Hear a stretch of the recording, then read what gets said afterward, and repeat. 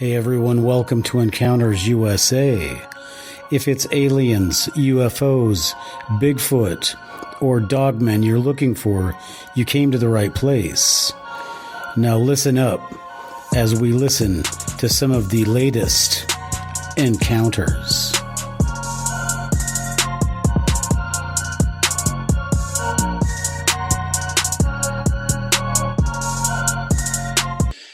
Hello, everybody, and welcome to Encounters USA. It's November, and as we all know, what does November mean? It means Sasquatch Summit out in Ocean Shores, Washington. And so that's the big event this month. And so today we have an amazing guest that's going to be talking about the event, and she is actually going to be speaking at the Ocean Shores Sasquatch Summit. So without too much delay, let's bring out our guest, our very special guest for today. Let's bring out Jen Kruse. Jen Kruse, welcome to Encounters USA. Well, hello, and thanks for having me. Well, Jen, it's fantastic to have you on the show for a number of reasons. And the first reason I need to have you on is we haven't really talked about this that much yet, but last month was Wolfen or Dogman Month. Now, you are coming to us from Michigan, and I know you're in North Dakota, but you grew up in Michigan. Minnesota. So you want to weigh in on that argument? I mean, I think for this year, I think Wolfen lost out. But you're from that area where there's, you have the Michigan Dogman. You want to weigh in on the Dogman or Wolfen name change we're trying to do? I'm pretty far away from Michigan. I'm in Minnesota. Well, I'm in Washington, so that's pretty close. Oh, okay. So it's all relative. Okay. So, but you have any thoughts about maybe the Dogman would be better off being called Wolfen? This is the first I've heard of that idea of changing that name other than in conversations with you. So I guess, to be honest with you, I haven't spent a lot of time looking at Dogman things. I'm really focused on Bigfoot right now. Oh. So I have no opinion on Dogman or Wolfen. Okay. I guess that's understandable. I know it as Dogman, so creature of habit, I suppose. Yeah. Okay. Well, that's I just since you were from like the place where they had the Michigan Dogman, and I know that you're not there now, but I thought that maybe you might be heavily on my side, but maybe you need to give it a little bit more thought, and maybe in another interview we can pursue it even further. So, Jen, we're talking about the Sasquatch Summit in Ocean Shores. So tell us a little bit about what you plan on doing while you're there, and could you tell us why you would be there in the first place? Well, it was really awesome. I can't remember how I got connected with Johnny over there that was organizing the event. I think someone recommended us to come in as speakers. That's how it normally happens. We have our Bigfoot research team, our all-female Bigfoot experiment that we're doing here in the Midwest. And people have been really interested in the things that we've been finding and the techniques that we've been doing. So in our presentation that we travel around and show, we're essentially showing what we're doing and the evidence that we've found so far. And so pretty much our entire presentation is showing what we found and how we found it. So people seem to be really interested in that, and we've been received well across the United States. So this year we're literally going from coast to coast in 1 year. So that's pretty cool. Well, that is amazing. So, people that are just listening to this broadcast, they might not know a lot about the She-Squatchers. So I've listened to a few of your podcasts and your presentations, and I will save you the time, and I will explain to people that you were actually, the idea was suggested to you by a Bigfoot researcher that you form a group of women Sasquatch researchers. Is that correct? Yes, Lauren Coleman, it was his idea. He thought that would be the recipe for success in making contact with Bigfoot, was to send women into the woods without men, dogs, or guns. And so that's what we do. It was on top of that idea that, I'm a psychic medium and remote viewer. And I have done many missing persons cases and helped to find people who were missing. And so I wondered, could we use those techniques to use those and looking for Bigfoot? So it's kind of finding Bigfoot before we get to the woods, lock down those locations where we think he's frequenting, and then go to those locations and see what we find there. So that's kind of my side experiment on top of the all-female Bigfoot experiment. But we've just been having loads of fun with it. It's been quite the adventure. Okay, so I have just I think I have a slight delay on my computer. So you are going to be coming out here to Washington State. Is this the first time you've been out here? Yes, my very first time to Washington. I've never been to Oregon or Washington before. I've been to California. All right. So I have to ask you, are you just going to come for the conference, or are you going to be doing any research while you're out here? We are coming a couple days early, and I'm hoping that we can get out into the field during that time. So, I mean, I'm not planning anything really concrete because we don't really know many people out there. So we're hoping that we can connect with some people a little bit early and get out there. I have been remote viewing some of the areas nearby where the Sasquatch Summit is. So I've been doing that a little bit in my spare time, having a look-see at different things. So we have some ideas of things that we'd like to do. Okay, well, that's very interesting. Are you going to be, so you'll be out in the Ocean Shores area most of the time? Yes. Okay. Yeah, because if you can get up to the northern peninsula, I don't know so much about the Ocean Shores area. I think they've had some, but you get up to the northern Olympic Peninsula, and you're going to have a lot more luck. You should, and I'll put you in touch with some people like Ron Moorhead and Rich Germeau. Maybe some people can take some time off and show you around, because it'd be a shame for you to come to this. It'd be like going to Disneyland and not going to Space Mountain. So right. Hopefully we can set you up with some people that can take you around and show you some very interesting stuff.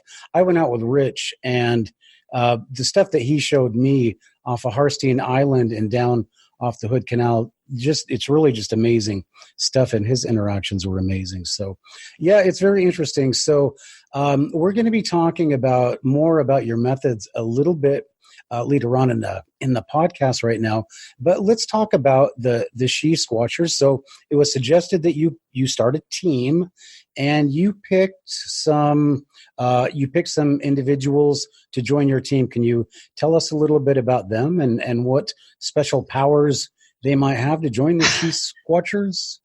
Oh, you make us sound like we're a superhero team or something. Well, you sound like you are. I wouldn't downplay that too much. You just might be. You don't know. Well, there you go. That would be fun. I volunteer for Wonder Woman. Okay. Actually, we've had different members on our team throughout the years, and I've found out that it really is going to take a special kind of person to stay on the team. And at first we had, I think, 7 ladies all together. The first trip that we went out on, there was 5 of us, and the majority of them got in the car when we had an encounter. They got in the car and they didn't want to get back out. They were really scared. And we went out again on different times, and they had trouble getting out of the car. So we could quickly find out who's not going to do very well in doing this. So, Jen, can I stop you for a second? Can you be a little bit more specific? You're asking these ladies to go out into the woods to do field research at night?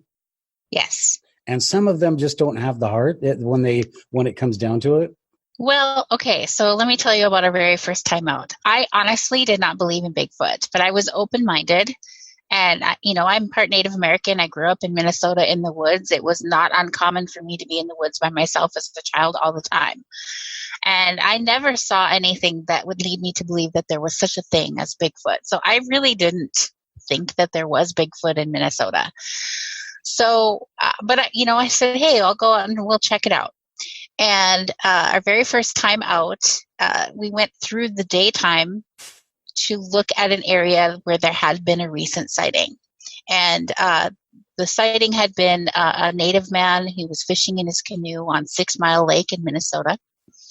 And this is on an Indian reservation. And when he was coming in, it was getting dark. He was coming into the private boat launch, and there was a Sasquatch in the shallows of the water, and he was matching his movements along the shoreline, and he was acting very aggressively. I suspected he wanted him to hand over his catch and to give up the fish. And this Sasquatch followed him along the shoreline for a couple of hours, and this guy refused to come in because he was scared. His cell phone had gone dead, but after he didn't show back up at home, his family realized he didn't come home, so they went out there looking for him. And they went out to the area and started honking their horn and flashing their lights, and that's when the Bigfoot ran into the woods. And the guy paid attention to where he saw it run in. So they went back the next day, and they found some really awesome footprints that were really deep in the mud. It was really awesome. Anyway, that inspired the Finding Bigfoot crew to come up here and check that out. So we were there like not that long after they were there. And so we weren't quite sure exactly where this was, because the 6 Mile Lake is a really long and skinny lake. On one side of the lake there are homes and cabins, and on the other side there's nothing except dense forest and this little road that they call Reservation Highway 20, which, don't let the name fool you, it's a one-car road. If you meet another car on this road, good luck. One of you has to back up. So the trees are right up against the roadway, and there is nothing out there, nothing except trees and trees and trees. So we were going along this lake, and we weren't exactly sure where this boat launch was. The only boat launch that was listed was on the other side of the lake, which didn't make sense to me. I was assuming there had to be another. But we're going along this Reservation Highway 20 on the side where there are no people during the day. And we're just stopping wherever I felt like this seemed like an interesting location. The energy of it felt different. And when I say that, I work as an energy healer too. So I feel energy as a physical sensation in my body. It's literally a vibration of, that I'm feeling. So it's not just good vibes. You make me feel nice. It's literally a physical sensation that I'm feeling. And so I felt a different sensation in this one particular spot that we stopped, and we're looking around in the daytime. We didn't see anything that would lead us to believe Bigfoot was there, but I marked it as a spot that I wanted to check out after dark, because it had a energy that I'd never felt before, ever. Nothing like it before. And we continued on down the way, and we researched around the entire lake. And we actually did find footprints at the top of the lake walking over this bridge that was a gravel road bridge area that went over this little creek that went into the top part of the lake. And it must have rained, and he must have walked right after it rained, and then it hardened. It wasn't something that was deep enough to cast, but you could see the trackway. And me being the tallest person on the team, I'm running and leaping next to it, trying to see if I can match that trackway at all, anything even near close to it, and I couldn't. We weren't prepared to find anything. We really weren't. This was our first time out. We didn't have casting material. We didn't have a tape measure. I mean, we really didn't expect to find anything on our first try. But, luck of the draw, I guess. So, we were smart enough to use dollar bills and take pictures next to the footprints, because, we don't just put a foot next to it, because your foot could be any size, right?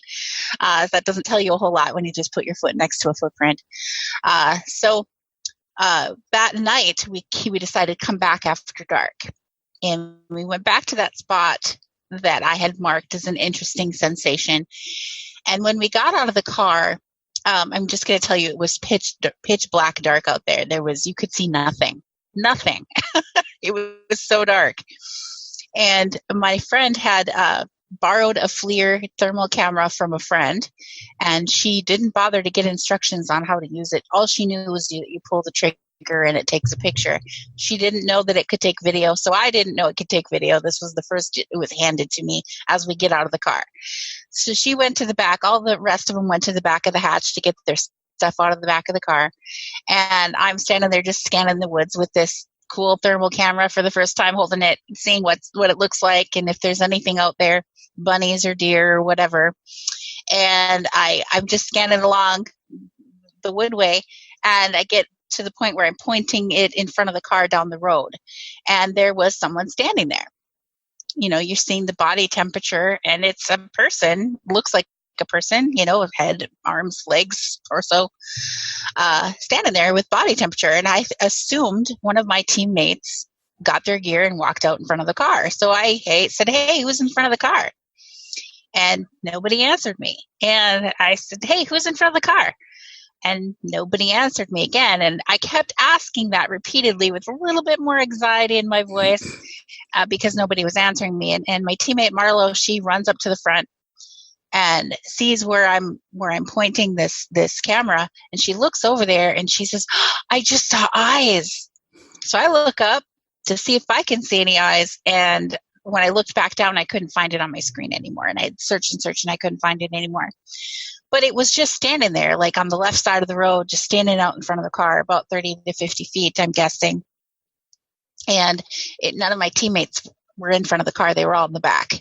So that was interesting. There was no reason that anybody would be standing out there. And at that time, I didn't have the idea of how big someone would be standing out there. This was the first time I had held the camera. So as I looked around, tried to find it, couldn't find it again. So we just decided, okay, well, let's walk into the woods that way. And so three of us were kind of standing together, and we started to step into the woods that way. And all of a sudden we hear something coming through the branches above us, through the trees. And then there's something drops in front of us and bounces. And we're all just stopped and looked like, what was that? And here comes something else, another something coming through the trees. You can hear it coming through the branches above us. And then it fell and bounced in front of us about 3 or 4 feet. And continually these kept coming, and they were rocks. They were rocks being thrown at us. Not at us, but in front of us, really. We could tell whatever was throwing the rocks wasn't trying to hit us, just kind of keeping us from going that way. That's kind of what we thought. They were asking us not to come this way, so we just stopped and didn't know what to do. This is how much I didn't know anything about Bigfoot at the time. I had maybe seen 5 episodes of Finding Bigfoot. I mean, I was really ignorant of what was going on here.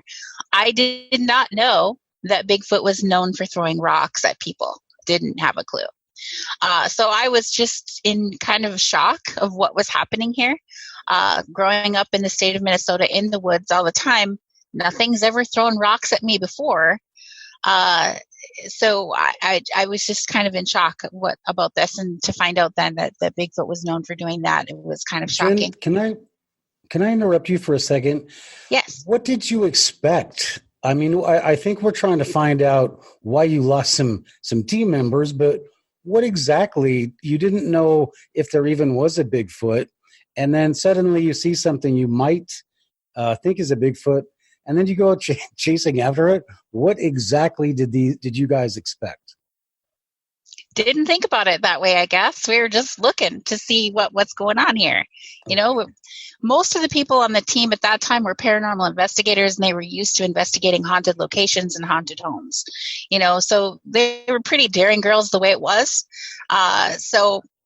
We just, if you see something going on, you go check it out. That's what we did. So, I mean, I guess I didn't have an expectation of what was going to happen. I just had an open mind to see what was going on.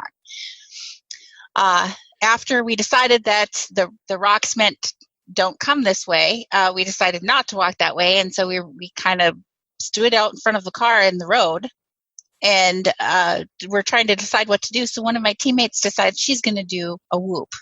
So she does a whoop. And we just stood there waiting to hear if anything happened or if anything replied. And all of a sudden we start hearing something walking towards us. very large bipedal sounding movements. Sticks are cracking as it steps. And all of our cameras were teaming it straight at the sound, and we're not picking anything up. Now, remember that most of these ladies were paranormal investigators. They had all kinds of really cool night vision equipment.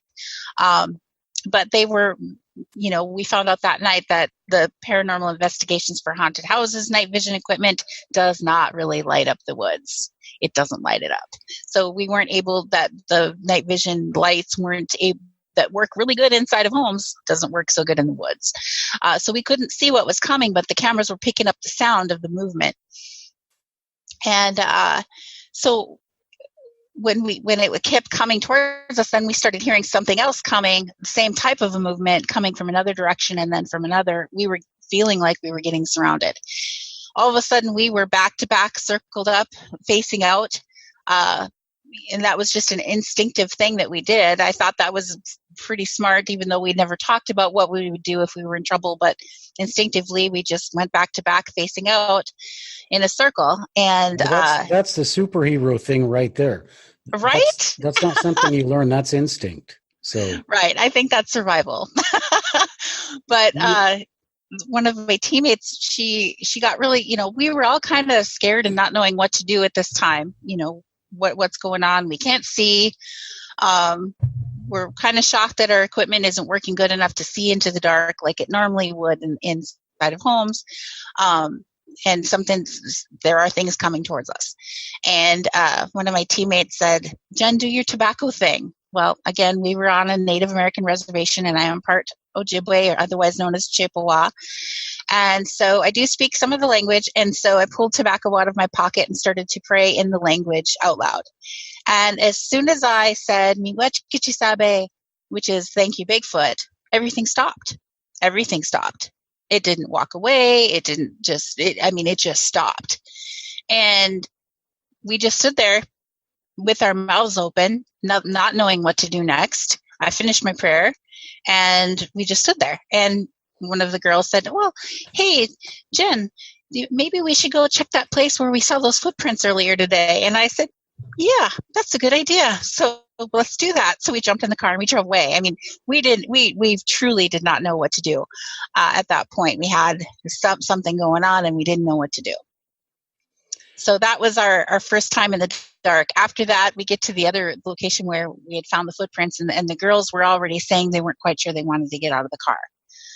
And they weren't quite sure they wanted to find Bigfoot anymore. They said this is way scarier than looking at haunted houses, and things can fly off the wall in a haunted house, and that was not scaring them, but this was way too scary. Something coming at us in the dark was, that sounded so huge. It was very scary for them. It was kind of scary, but I was hooked at that point. I wanted to do more. Well, you are the kind of person that's great to hear. I mean, even Jen, if I saw somebody just at the point where you're looking at somebody in the front of the car, you could be talking axe murder or whatever. I would be taking precautions. And so, you're pretty brave. Can I just ask you about your Native American heritage? Are you, do you feel part of your psychic powers come from that? Come from being Native American? I do think that they do. Yes, I do, because when I felt like such an oddball growing up, and I learned very quickly to hide those things because it seemed to scare my parents when I would say things like Great Aunt Gladys just died, and then we'd get the phone call saying that she died right about the time that I said it. I quickly figured out that those things scared people, so I learned not to talk about it, and it just really felt like an oddball. It wasn't until I was much older that I realized that my great uncle, and who was Native American, was a lot like me. And he didn't talk about it, but I could feel it from him, and I could it was a weird telepathy thing that we had going on. And I was looking at pictures at his house one day, and I see a picture of him as a young man, a young adult man, sitting on the ground, and all these squirrels are all over him. And I'm like, did you have pet squirrels? He said, no, they just liked me. They'd come out of the woods and just hang out on me. And I'm like, really? That's interesting. And and he said, yeah. And I said, well, I had a pet woodchuck. And he said, oh, I did too. And I said, well, they're supposed to be vicious. And he says, yeah, that's what I heard. But, I could hold mine and feed it, and he could do the same, but anybody else try to touch it and they'd get ripped up really bad. Things like that. I could tell that he was more like me. And then in asking a lot more questions, I found out that my great-grandfather and my grandfather were also gifted. And so that was interesting to find that out. It's not something that they talked about. I really had to dig into that and find out. So it definitely does come from there. And I spent some time with the leader of the Midewin of my tribe. It was quite a few years spent with him as my mentor. My elder, my wa'a, is the one who named me. So it's definitely, I think, comes from that. So you were raised like you knew a lot growing up about your culture, about the Ojibwe culture, yes? I did not. We were raised associated with the reservation, not the one that my mom was a member of. We went and lived in the one to the south, which was the same. It was still Ojibwe or Chippewa. It just was a different reservation. The reservation that my mom comes from is the Red Lake Band of Chippewa Indians in northern Minnesota. It's one of two reservations left in America that did not completely cede to the United States. So when you cross into the border, you're not technically fully still in America. So they run the reservation a lot different. They have a lot higher blood quantums there. And when I was younger, and especially when my mom was younger, it was a lot tougher place to be. And my mom was just really, quite honestly, scared to take me there. Yeah. So she raised me at a different one that was friendlier to mixed bloods. Nowadays I go up there and people know me and I'm well accepted. I'm actually I'm being accepted as a member of the tribe now. So that's pretty cool. Yeah. Jen, my question is that you use remote viewing, and I would just have a question about for a Native American, and I think one of the remote viewers, I think Joe McMonigal, brought it up, and he said, well, we wouldn't be here if we didn't have that innate skill of being able to find game. And so my question just was that, when you started remote viewing, did you go, well, we've been doing that in our culture for a long, long time. Is that true, or am I off base there? Oh, so I think what he's talking about is the ability to see ahead, and to see. It's a weird thing the way it happens. I learned that something like that could be done for my great uncle, because my mom told me that my grandfather, her dad, could see mushrooms from really far away, like an impossible distance. And he never did describe how he could see them. He actually had caught polio after World War II.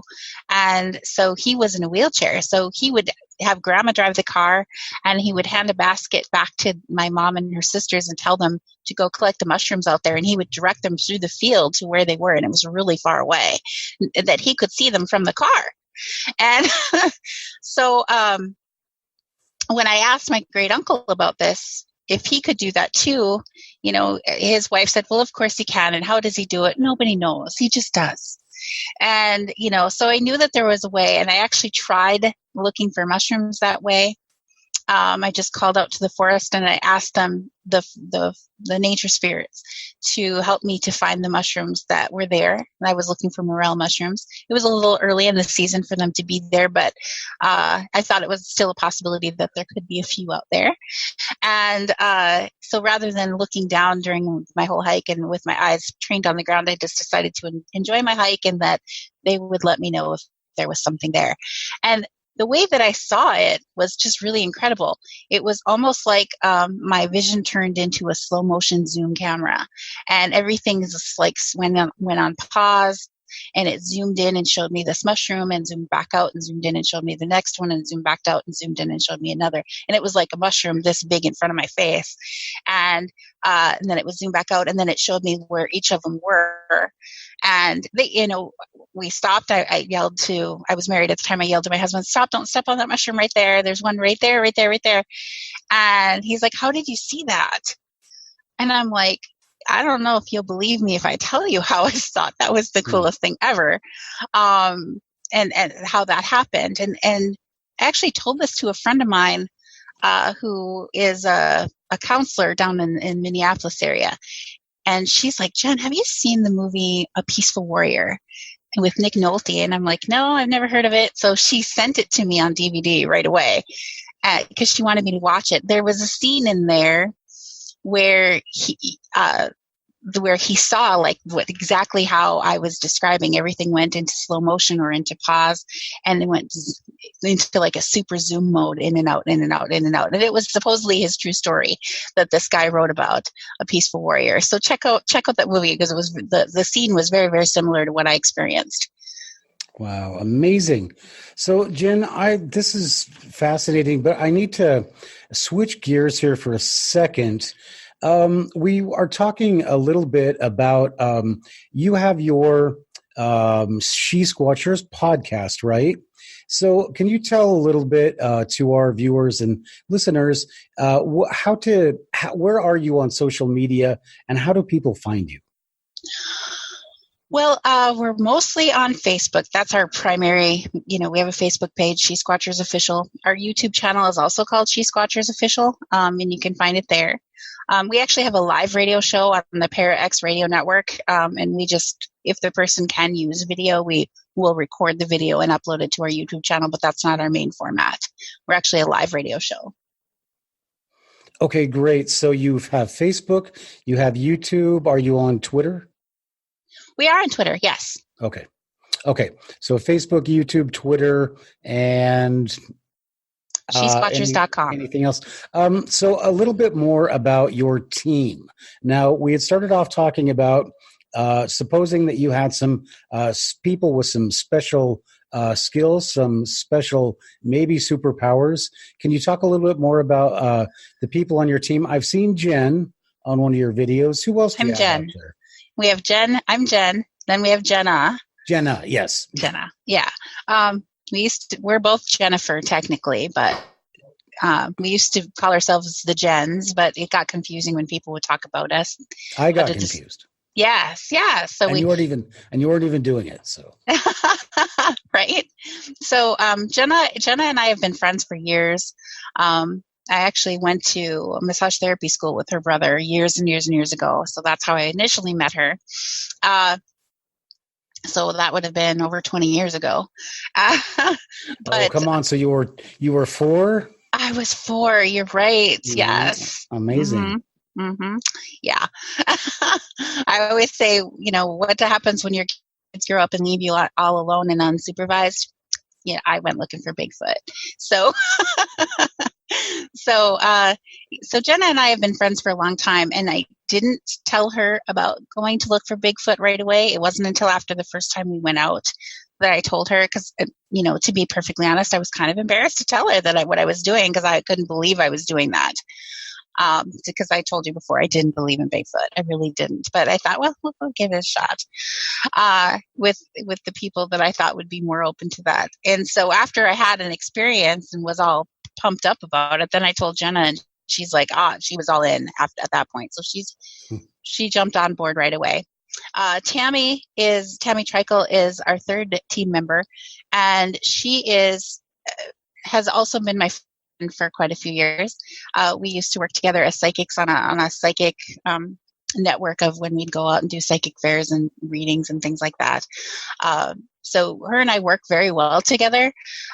She's also a psychic medium, and she's an animal communicator as well. I've been teaching both of them how to do the remote viewing that I do. I'm the primary remote viewer, but they're both learning. It's a teachable thing. So. Okay, so we've got Jen, we've got Tammy, and me. We have a couple of not inactive team members that aren't necessarily active with us right now. Mm-hmm. one of them had moved away and started a family in another state, so she was not technically active. But if she was home and when we were doing something, she'd probably join us. And another one is just very busy with her own family thing, and she lives pretty far away from where we do, so she doesn't make it to many things. I think we've seen her once in the last couple of years, but she does some online stuff with us to help us out with some tech stuff. I'm not very tech savvy. Okay. Yeah, who is? I was gonna, I've been trying to throw this in here since we basically started, but Jen, we are doing pretty much the same podcast. The only difference is you're all a lot prettier than I am. Although my wife would argue that, but that's why she's my wife. But we're basically doing the same thing. So you guys are not just Bigfoot, right? You go into other aspects of the shall I say paranormal? We tend to focus a lot on Bigfoot just because that's where my focus is right now. But, my old show, I was on the radio for quite a few years prior to this one, to the show that I have now. And that was highly paranormal. Paranormal, ghosts, UFOs, aliens, anything we would talk about that was all weird. The unknown mysteries of life, basically. Okay. We would explore all those things. And I spent years exploring those things on my old show. So now I'm very, very focused on Bigfoot because that's my passion right now. And so we tend to talk a lot about Bigfoot right now. But anything is on the table for discussion. We can go there at any time. So, Jenna, please forgive my Jen. See, I'm never going to get it straight. And after I meet her, if I ever meet her, then you will. I'll never get it right. But you guys have been doing this for how long? Since 2015.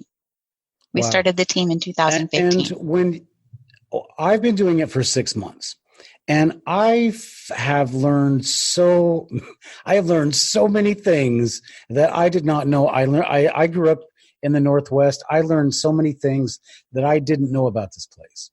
And did you find that? Are you finding that you you talk to people and they tell you things that you go, oh my gosh, really? Is that happening to you a lot? It does. I'm very open-minded, but again, I'm also very skeptical. So I don't discount anything that somebody tells me, but I don't automatically accept it either until I've experienced something like that for myself, if that makes sense. I always tell people I have a bag that I put everything in, and it's my mystery bag. And so if I don't see how it fits into the big picture of things, I just put information in my mystery bag to see if it fits later, or how if it fits at all. You don't try BS right from the start. No, I don't. I don't discount anything that anyone has experienced or shares with us because that's their story, that's their experience. So exactly, that's how I feel too.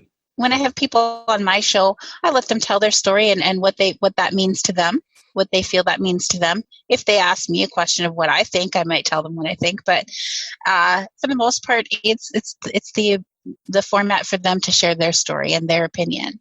So I don't like when people call BS on other people. I mean, that's just not right. You weren't there. You don't know what happened or how that felt or how they experienced that. I think that we get a lot further when we listen and are open to listening and taking in information. You don't have to accept it as 100% accurate that this is exactly what it meant or this is exactly what happened. I mean, I think people could misinterpret things or whatnot. But yeah. I think that's the full possibility all the time.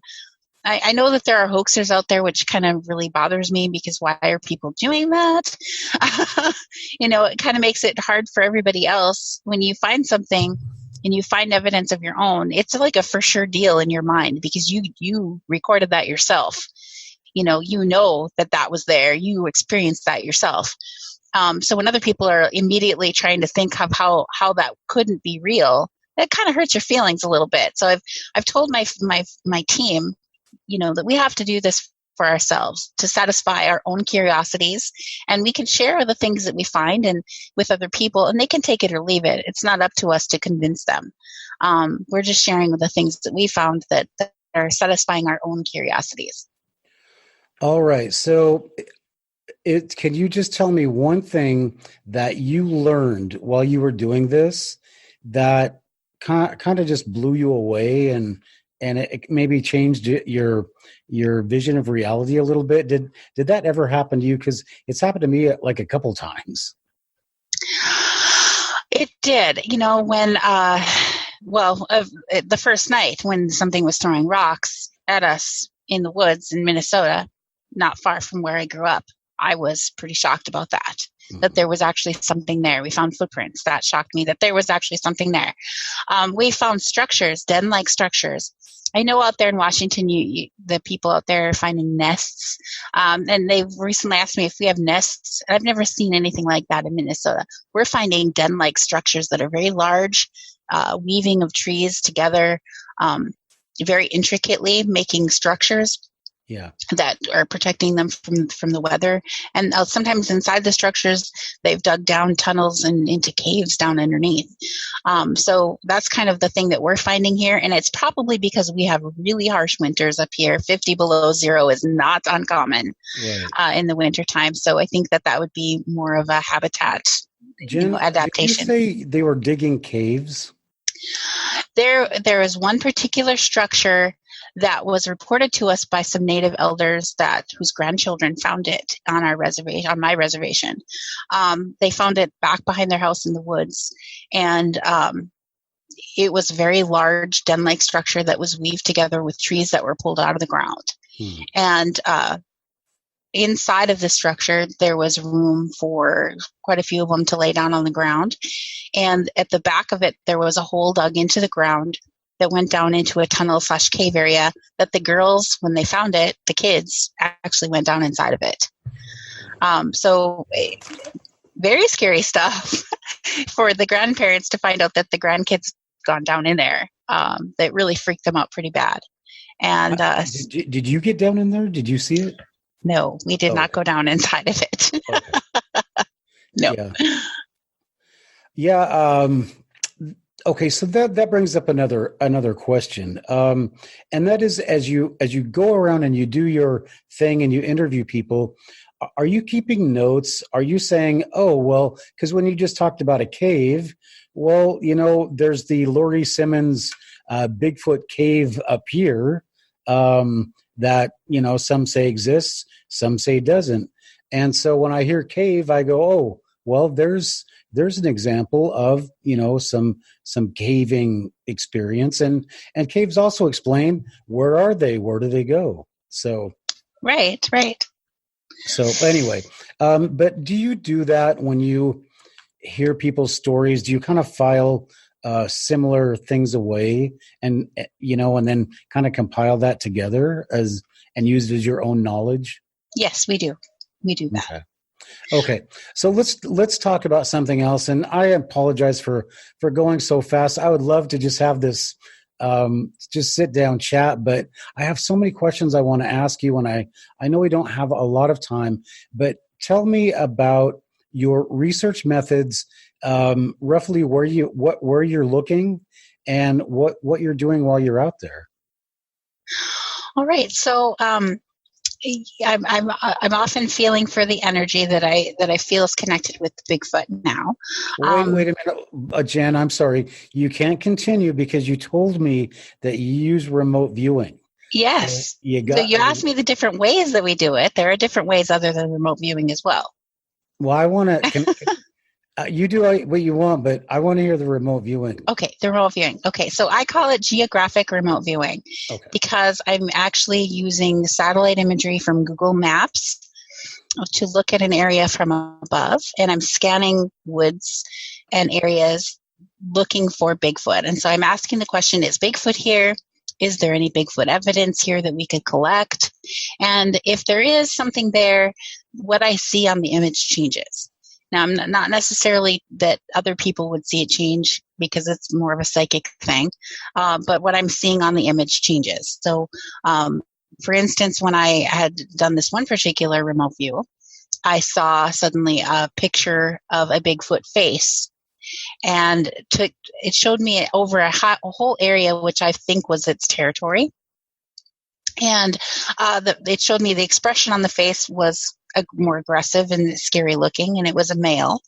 And so that kind of showed me that this was probably one we didn't want to go into that area, and because it made me feel afraid. And then nearby that, about 200 feet away from that, an area lit up, this really golden light, a very large area lit up when I asked if there was any Bigfoot evidence that we could collect here.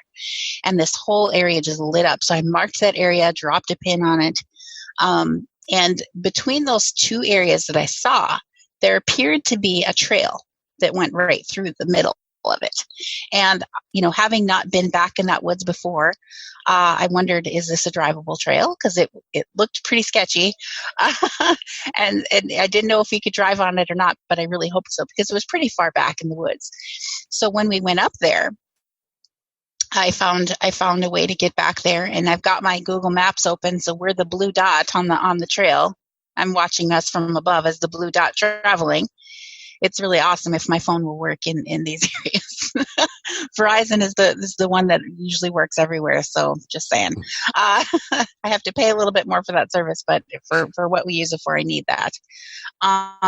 So here we are traveling on this trail as a blue dot, and we're navigating these old trails. They're not even minimum maintenance roads. These were homemade trails that were made by the local natives back through the woods behind their homes to collect down trees for firewood.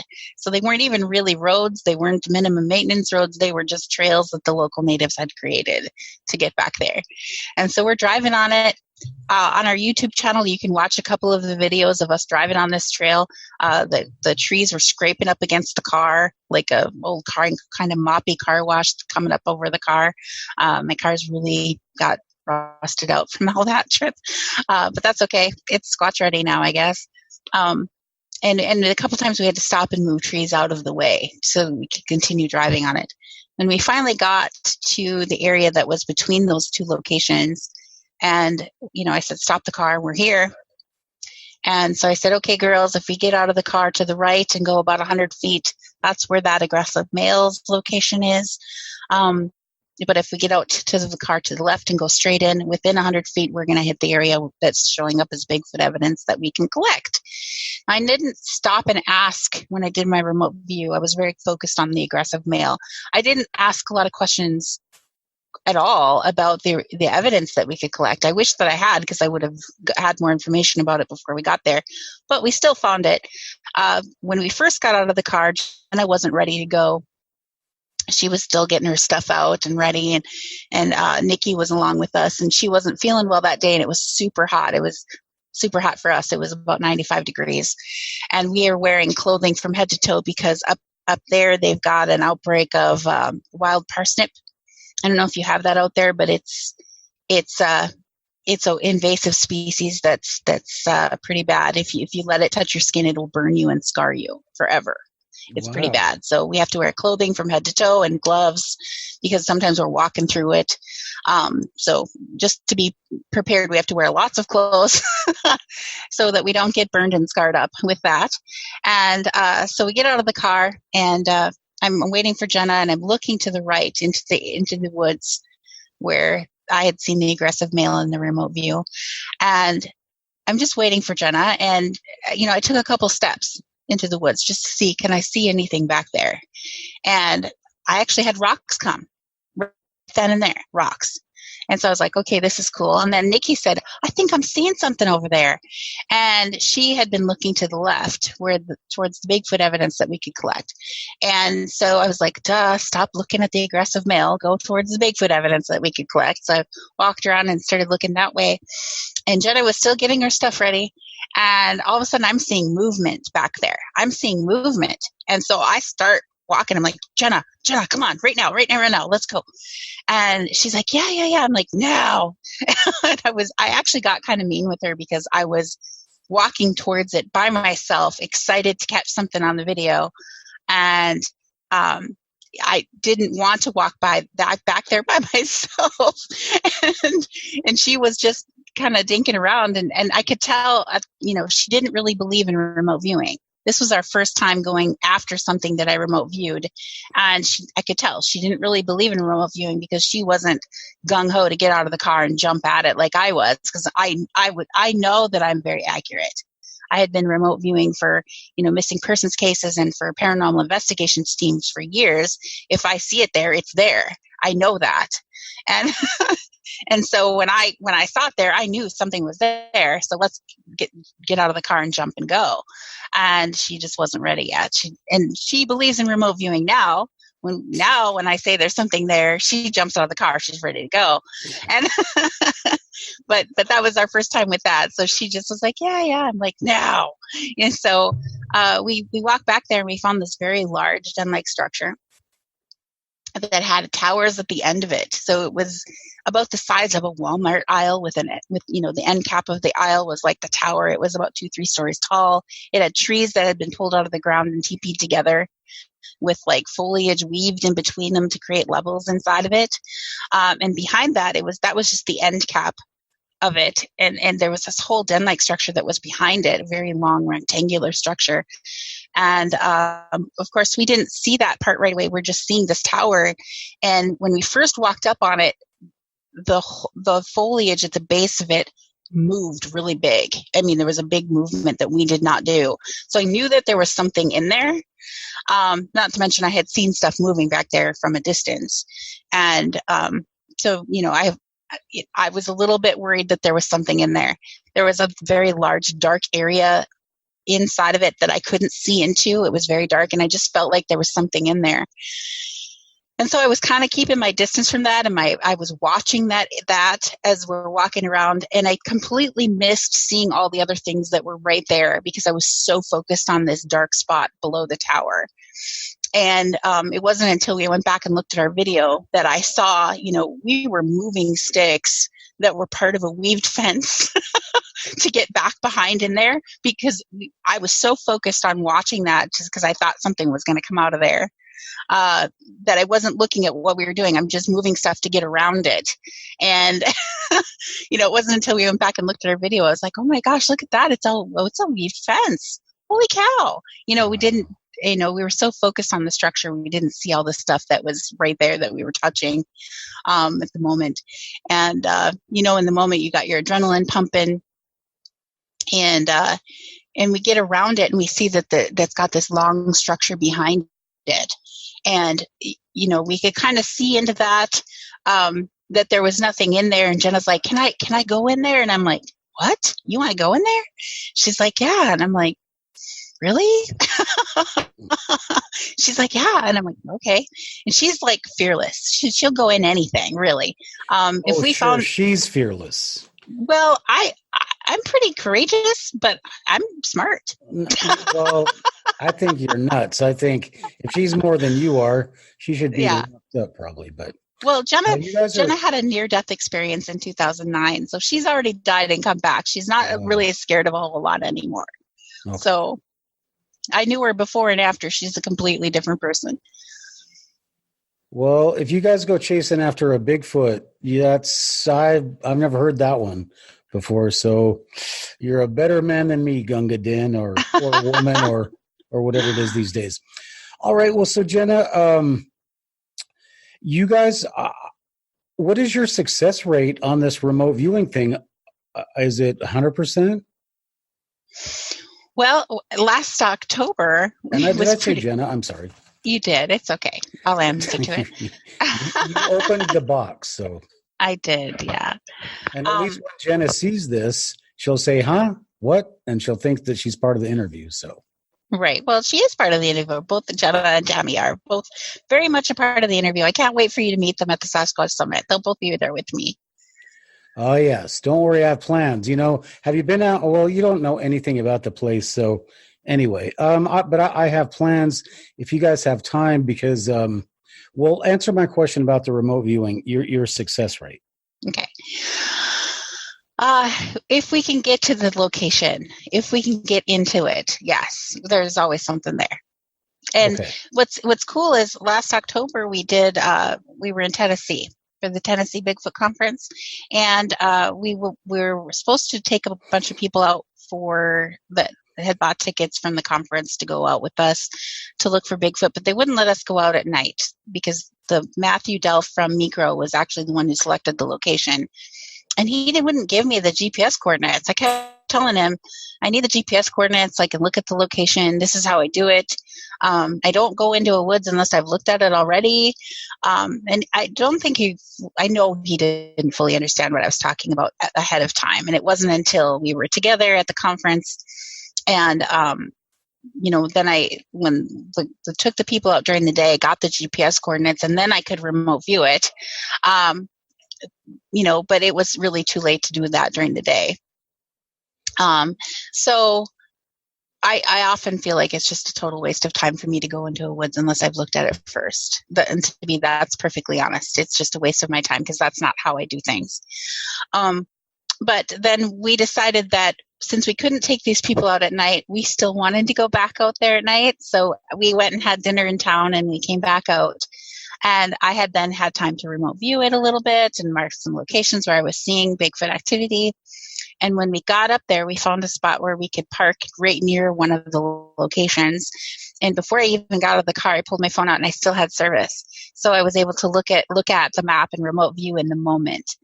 And as I did that, I said, what is here right now? Is there any Bigfoot here right now? And I saw one right now, 30 feet from the car. And it was dark out. So I'm like, 30 feet that way, 30 feet to the north, right there.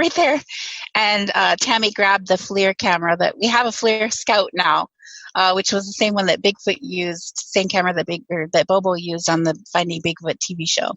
And so Tammy grabbed it. It's Jenna's piece of equipment, and she turned it on and she could see through it, but she didn't know how to make it record. And so she's seeing one there. And she's like, how do I make it record? How do I make it record? And so Jenna took it from her and turned it on record and then handed it back.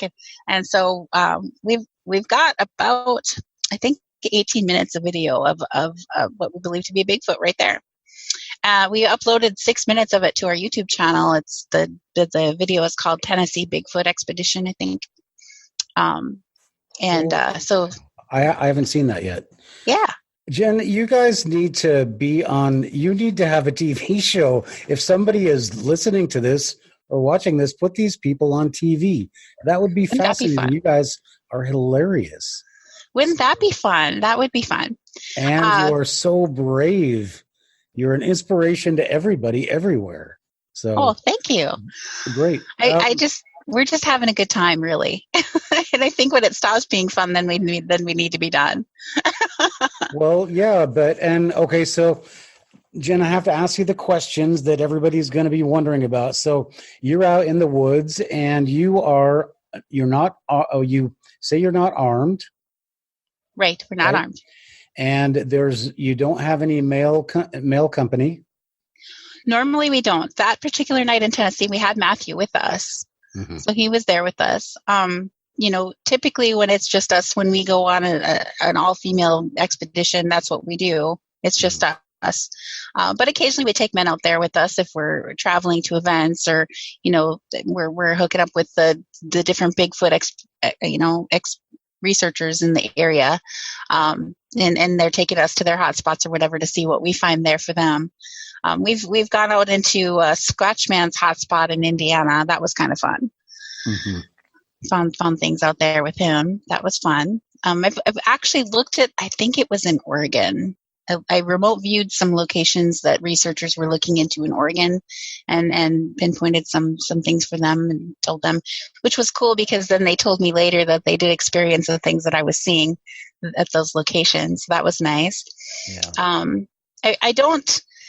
I've been asked by different researchers to remote view for them, not necessarily go there, but just look at it and tell them what I'm seeing in locations for them. And I have done that for some people, but it's kind of time consuming for me to do that. And I often will remote view in the middle of the night so that everything's not, my phone's not blowing up and interrupting me. I kind of have to be in the right state of mind to be looking at it. And it interrupts me when my phone's going off and all the other stuff that goes on in the waking world. Nighttime is my time of looking at things a lot of the time.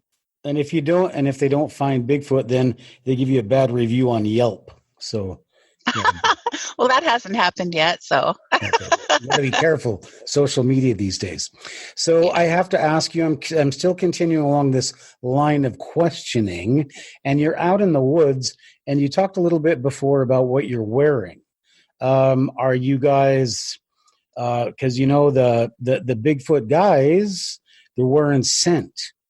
What scent are you exhibiting out there in the wild? Just our normal scent. We're The not doing normal anything really. lady scent. Are you wearing a certain perfume or? No, I don't wear perfume.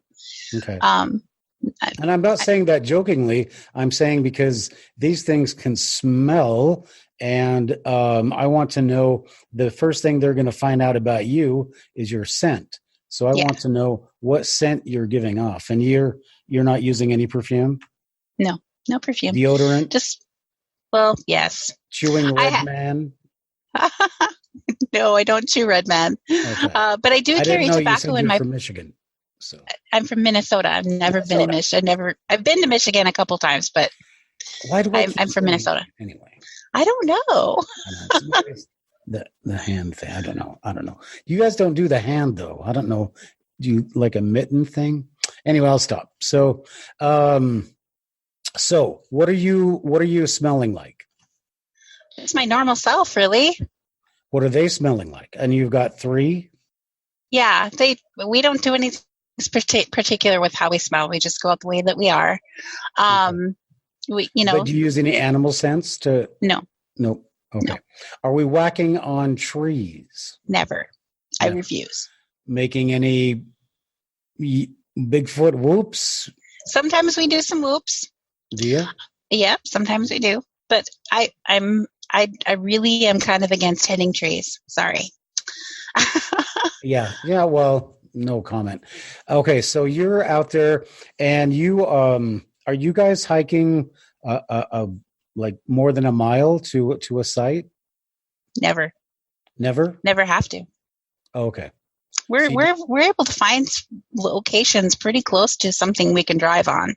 Okay. Now it might be a questionable trail, like I said before, very questionable. People have said, "How did you even dare drive on that?" But I guess we weren't thinking like that at the time, and we just went back there. But this next year, we're going to be doing a lot more research up on my reservation. So I'm really, really looking forward to that. I've got a lot of things planned for up there. Okay. And of course, we always go in incognito and don't tell anybody that we're coming or that we're going anywhere. So nobody knows that to look for us. So we have a lot of things planned out there. This year we did a lot of traveling and looking in other states and look while we were traveling. So and last year we did a lot of that too. A lot of that as well. Okay, so Jen, you're Adventure Journey Radio, right? The Journey Radio Show, yep. Yeah. And are you guys doing this professionally, or is this because you seem like you're always doing this stuff? Is this I know it seems like that because I'm kind of obsessed, but I actually do have my own business, so that allows me to take time off. If I can afford to take time off, I take time off. So I just plan for doing our trips when we do that. Jenna is a stay-at-home wife, and Tammy is a stay-at-home mom right now too. So they have more flexible schedules. Okay. So we just plan for our trips, and away we go. Okay. Do you want to make a plug for your business right now for free? No, I'm good. Okay.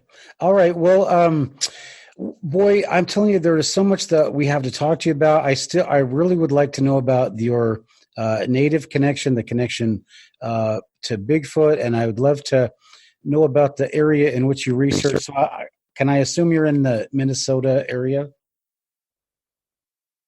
No, you're in the South Dakota area. Yes, you're in North Dakota. Okay. Can we? It's on the website. North Dakota. We list our address as my business address. That's it. Yeah, that's my business address because to be quite honest, we've had some stalker issues. So I don't list my address where I live, and which is in Minnesota. I live in Minnesota, but I use my office address as our location. But I live right on the border of Minnesota, North Dakota. Yeah. So well, you're so close to Iowa. You've got all that corn there, so of course you're going to have stalkers. So I guess so. No, that's all right. All right, Jen. Now I told you I'd keep you an hour for an hour, and I promised to adhere to that. So you, Jen, have the She-Squatchers podcast radio show, and you interview people on your show. What kind of people are you looking for as guests? And what can I expect to hear if I listen to your show?